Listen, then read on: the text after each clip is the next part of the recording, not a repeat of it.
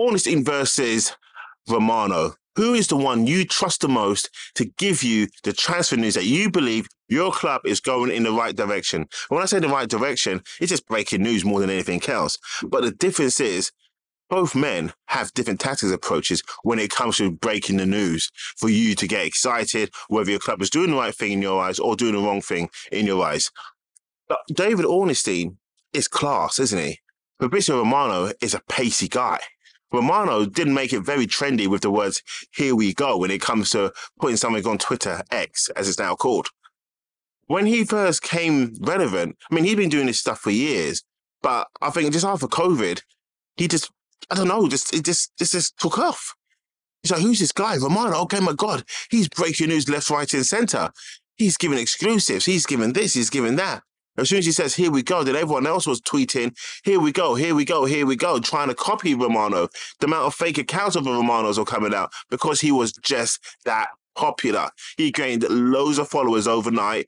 David Ornstein was still there in the background. He got the Ben Jacobs as well. So there are a lot of people still there doing their job, but they just weren't as flamboyant. They're so, out there as a Fabrizio Romano. And that's all cool. But lately, you just see Fabrizio Romano tweet something and then retweet it like an hour later. And then 2 hours later, he's then tweeting about the same thing again, but the words are just changed over. Ornstein just drops one tweet. He's in, he's out. He drops it. Boom, done. Place explodes. People call it the Ornstein bomb. People say now, this is great rumors, this is great transfer speculation. But until Ornstein drops the bomber, that's how they call it, the bomber, then it's official. Now, why is that?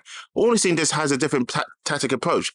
Let me just say in the background, in the shadows, I know what's going on. I know where this deal was at. Whereas Romano keeps on saying, they're not close yet. There's no formal bid. There's just talks. Arsenal, Chelsea, or Liverpool, they're big admirers of a certain player, but nothing formal's happened. Okay, so why talk about it? Why let us know that these clubs like this player? Clubs like loads of players. We don't need to know every player that they could be interested in if nothing's actually happening. And that's why Ornstein is smart. He doesn't come out with so-and-so club is interested in this player. They're just talking, but nothing actually is happening. Okay, well, that's nothing new. I don't need to know that. What I want to know is a bid's gone in. I want to know is that the contract's been signed. I want to know that the deals have been done between two parties and the deal is happening. And that's where Ornstein wins, in my opinion. In my opinion. Romano will come out and say the same thing over again. Nothing's changed. So why are you tweeting about nothing's changed? I want to know when it does change. And that's why I think Romano just needs to change his tactics. In this transfer window and going into the next transfer windows and other stories, he just needs to change his tactics and how he delivers. Go away for a little bit. Come out with stories once they've happened. And then all of a sudden people are like, where's Fabrizio?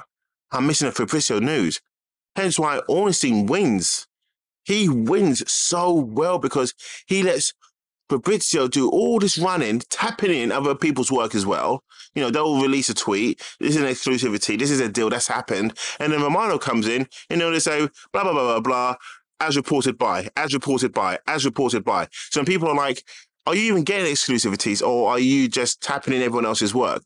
No, Ornstein, once in a while, when I say once in a while, it's very, very, very rare you'll see him say, as credited by X, Y, and Z. He still gives credit, and both of them do give credit to the person who broke the news, which I think is the right thing to do.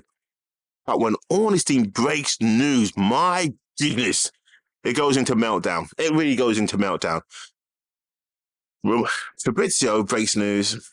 It doesn't carry the weight anymore. It really doesn't. He will do the, here we go, which is still cool. It's still nice. But the weight is not behind it anymore. And that's because he's oversaturated himself. You'll see if you go on Twitter again, maybe you're doing it right now as I'm talking, just to check it out. It doesn't matter how many followers or who follows. I'm just saying, when he breaks news, it doesn't carry weight. It feels good. It's like, thanks for giving us that news. When Ornstein breaks news, oh my goodness.